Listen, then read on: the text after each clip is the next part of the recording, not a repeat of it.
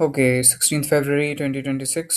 यहाँ पर एक सपोर्ट लेवल था और सपोर्ट लेवल के ऊपर मैं क्लोज का होने का इसका वेट कर रहा था कि ऊपर हो जाए। ये भी ध्यान रखना था कि रिवीलिंग कैंडल ना बने। ये ऊपर क्लोज हो गया तो मैंने अब के लिए ट्रेड ले लिया, लेकिन वही एंट्री थोड़ी सी ख़राब हो गई। अगर मैं थोड़ा सा और वेट करता, एज यू कैन सी वो नीचे गई थी प्राइस, लेकिन मैंने बस मेरा ये था कि वो क्लोज हो और मैं प्लेस करूँ अपना ट्रेड, और उतने में वो प्राइस ऊपर चला गया।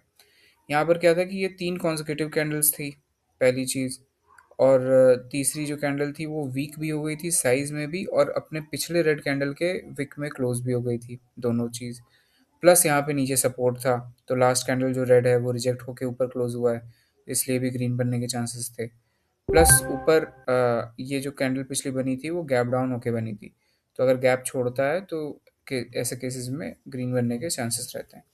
अब कोई भी trade, as I have always said, कि 100% वो नहीं होता सही, क्योंकि प्रोबेबिलिटी यहाँ पे वर्क करती है, हर पूरे ट्रेडिंग सेक्टर में प्रोबेबिलिटी वर्क करती है। तो यहाँ पे मेरा जो गलती था वो था एंट्री, और उस एंट्री की वजह से ये लॉस हो गया, एक दो पॉइंट से पता नहीं। तो इस तरह से ये ट्रेड लॉस हो गया। फिर यहाँ पर आ जाते हैं, वही सेम चार्ट है, और मैं वेट कर रहा था कि ये वाली कैंडल अब फिर से रिजेक्ट होके और अगर वही सपोर्ट लेवल के ऊपर क्लोज होगी तो मैं आपके लिए जाऊँगा।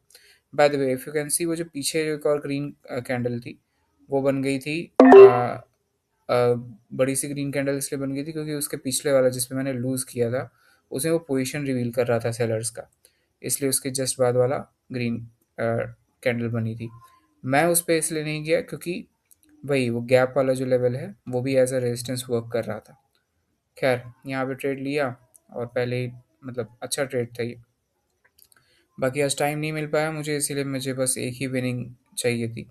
लेकिन इस बार ध्यान मैंने रखा कि माइंडसेट मेरा इस पे ना रहे कि मुझे बस एक ही विनिंग चाहिए, माइंडसेट एग्जीक्यूशन पे रहे, तो वो ज़्यादा बेटर काम करेगी। तो ऑब्वियसली कोई भी ट्रेड लूज़ हो सकती है, even your best trades could lose. तो वो प्रोबेबिलिटी की बात है, उसमें कुछ भी घबराना नहीं है। तो बस यहाँ पे यही था ट्रेड, कोई रॉकेट साइंस नहीं।